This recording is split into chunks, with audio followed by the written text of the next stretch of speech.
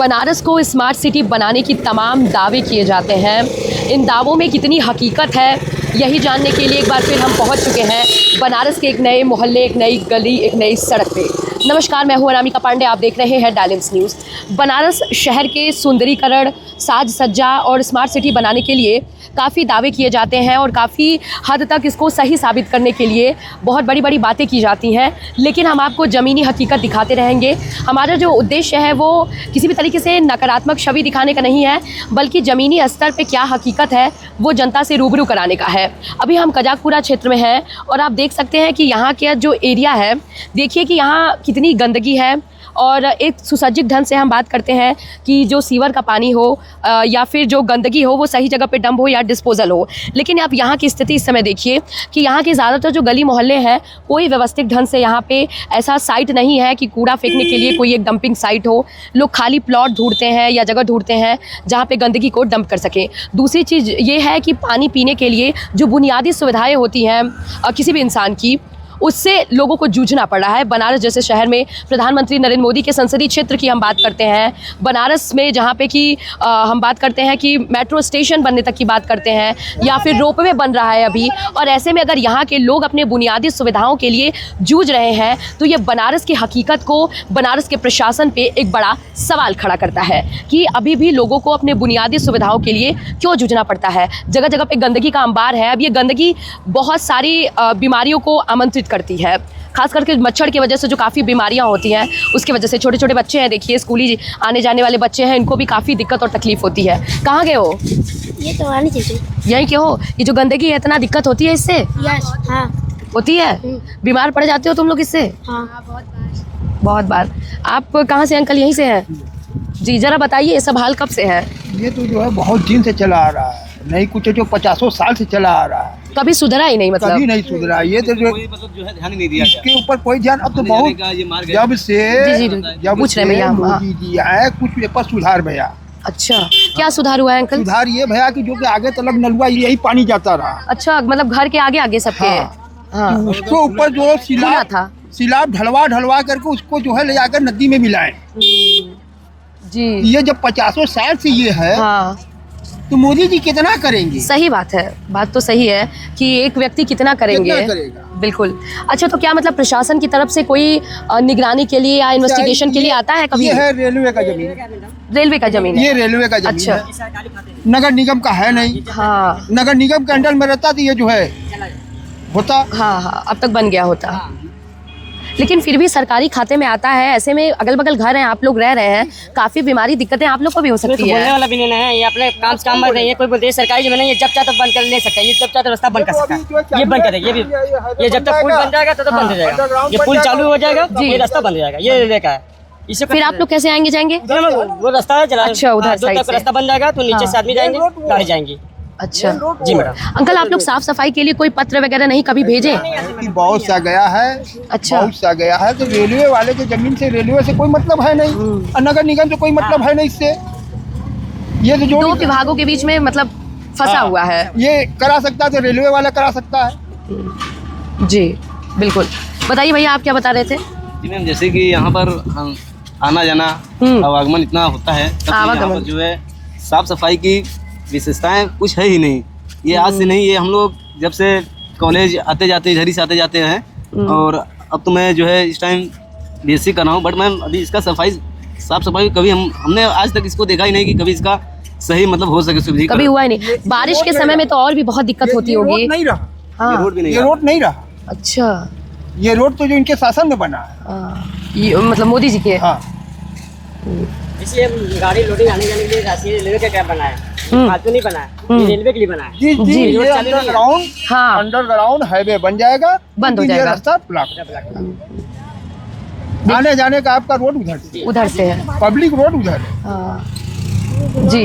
अच्छा, बारिश के समय में अगर आप लोग इधर से आते जाते होंगे तो काफी दिक्कत होती होगी। बरसात की पानी लग जाती है, किचकिला हो जाता है, आदमी जाने की दिक्कत हो जाती है। कोई आदमी आने जाने लग जाता है, ऑटो सब फंस जाता है। संजीव मैडम, पूरी ऑटो सब फंस जाती है। लेकिन 4 चक्का जैसे भी आती है, इसमें रोड तो बंद है, 4 चक्का भी आती है आने जाने में दिक्कत होता करेला है। का रोड बंद है ना, जब से वहाँ हमारे बंद है, को जो है- साल भर और लगेगा, ये लोग को फंसाना अच्छा, पड़ेगा। आप लोग के मोहल्ले में मतलब कूड़ा वगैरह फेंकने के लिए कोई डंपिंग साइट है, इंटरलॉकिंग है? नहीं, कूड़े वाले आते हैं, गाड़ी लेके चले जाते हैं। अच्छा, कूड़े वाली गाड़ी आती कूड़े है। वाली गाड़ी आता है और सुबह शाम दोनों टाइम आता वो डब्बे नहीं देखा हुआ है। वो सब अच्छा। नहीं मैडम। है, दोनों टाइम आता है, वो अपना कूड़ा लेगा चला जाएगा। अच्छा, आते हैं, लेकिन उसके बावजूद इतनी गंदगी क्यों है? मतलब लोग फेंकते होंगे तभी ना ऐसा हाल है। मैडम नहीं, ये फेंक सकते हैं, ये रेलवे का है, ये रेलवे के अंदर में है। आपके उस पार वो तो कूड़े वाले आते हैं, लेकिन ये रेलवे के अंदर में है। वो मैं समझ रही हूँ, लेकिन फेंकते तो होंगे मोहल्ले वाले ही ना, आप ही लोग ना, रेलवे थोड़ी ना आके यहाँ फेंकेगा। जो लोग रह रहे हैं वही लोग फेंक रहे होंगे। जैसे ये बगल में मकान है, जी नहीं यहाँ पर आया कूड़ा वाला, हाँ, वो उठा के कूड़ा पीछे इसमें फेंक दिया। फेंक दिए। जी, यही होता ही होगा। कुछ समय पहले हाँ। ये पूरा एकदम कच्ची रोड रहा, हम्म, इस पर आने जाने में भी दिक्कत होता रहा। हम्म, फिर इसके ऊपर ये बना तो फिर जो ओवर अंडरग्राउंड बन रहा है उसमें से आना जाना शुरू हो जाएगा, ये गेट बंद हो जाएगा। अगर भी इस पर जो आएगा वो तुरंत जाएगा जेल। हाँ, जब रास्ता बंद हो जाएगा तो फिर कैसे आएंगे? रेलवे की जमीन से तो कोई आ नहीं सकता है, वो तो अपने काम खातिर रखा है। बिल्कुल बिल्कुल, वो तो प्रशासनिक जमीन हो जाएगी ना। ठीक है। जी। दूसरी बात यह है कि गंदगी है उसका है,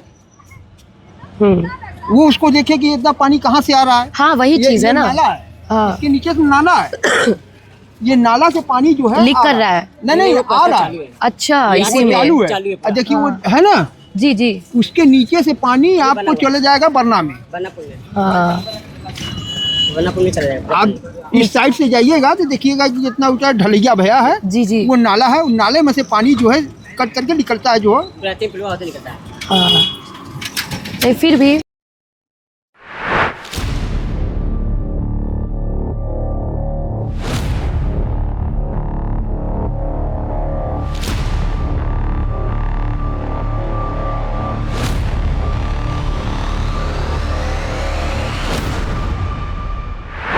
नहीं, ऐसी कोई बात नहीं है, गाड़ी नहीं आती है, आदमी परेशान हो जाता है, कुछ है नहीं।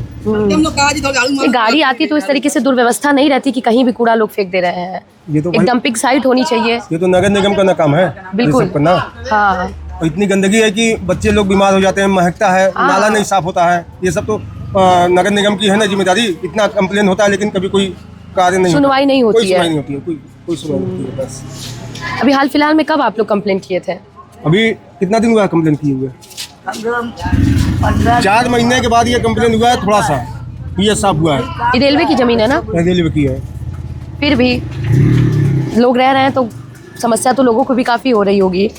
सब जगह की सफाई करवाना चाहिए ना। हाँ, इसकी सफाई कम से कम 20 बार हम लोग यहाँ से लखनऊ तक कंप्लेन की है। मैम सब चरगोड़िया पीक आ जाती है, पीक आके रास्ता खराब कर देगी। बताइए कितना बुरा लगता है। एक पीक को छूना, टच करना कितनी बुरी आदत है। बीमारी का घर है ना, देखिए वो देखिए सब चल रही है। अब पीक वाले को सोचना चाहिए, गंदगी जहाँ रहेगी वो लोग तो आ ही जाएंगे। हाँ, वो लोग आ जाएंगे, तुरंत ऑटोमेटिक आ जाएंगे, यहाँ चढ़ जाएंगे, घर में चढ़ जाएंगे, द्वार पे चढ़ जाएंगे। ये सब क्या है? ये बीमारी का घर है ना, है इंसान लेके झेल रहा है। नहीं, सरकार है, सुनती नहीं है।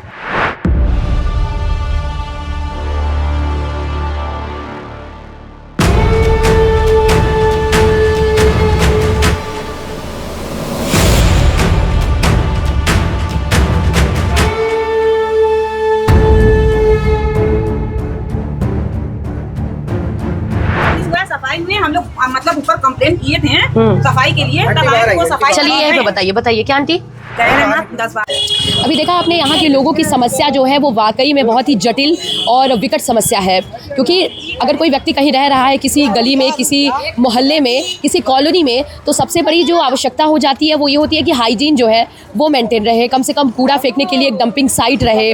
दूसरी चीज़ ये है कि जो सीवर है, जो नाली है, कम से कम वो ढके रहे। अब यहाँ की स्थितियाँ आप देखिए कि खुले में एकदम नाले हैं ना, पटिया भी लगा है कि नाम मात्र मतलब हम कह सकते हैं खाना पूर्ति की जा रही है। अब यहाँ के लोगों से बात करने पे यहाँ तक पता चला है कि अभी कोई बुजुर्ग महिला भी इसमें गिर गई थी। सोचिए, छोटे बच्चे हैं, महिलाएं हैं, रोज आना जाना हो रहा है, खास करके अगर बारिश के समय में भी कितनी विशेष समस्या यहाँ लोगों की होती होगी। लेकिन जो एक कहा जाता है कि प्रशासन पे तो हम तुरंत सवाल उठा भी सकते हैं, लेकिन जो यहाँ के जनप्रतिनिधि हैं, जिनको चुना जाता है, जो चुनावी जुमले करते हैं, चुनावी दावे पढ़ते हैं, आते हैं वोट के समय काफ़ी सारी चीज़ें कहते हैं, उनके ऊपर एक बड़ा प्रश्न खड़ा ये हो जाता है कि आखिर वो लोग इस सभी चीज़ों पे ध्यान क्यों नहीं देते हैं? जनप्रतिनिधि उनको चुना जाता है तो वो प्रतिनिधि के समस्या को आखिर प्रशासन तक क्यों नहीं ले जाते हैं? दूसरा प्रश्न हमारा प्रशासन से भी ये डायरेक्ट है कि अगर हम स्मार्ट सिटी बनाने की बात करते हैं, अगर हम बनारस के सौंदर्यीकरण की बात करते हैं, तो बनारस का हर गली मोहल्ला शहर जो है वो स्वच्छ रहना चाहिए, सुरक्षित रहना चाहिए, तभी स्वच्छ काशी और सुंदर काशी का जो ये नारा है वो वाकई में चरितार्थ होगा। उम्मीद करते हैं कि जो यहाँ के लोगों की समस्याएं हैं वो जल्द से जल्द यहाँ पे प्रशासन जो है वो संज्ञान लेगा और इसको ठीक किया जाएगा, ताकि यहाँ के जो लोगों की समस्या है उसको सॉल्व किया जा सके। और भी ऐसे ही रिपोर्ट्स के लिए हम जुड़े रहेंगे आपके साथ, देखते रहिए और भी खबरों के लिए डालिम्स न्यूज़।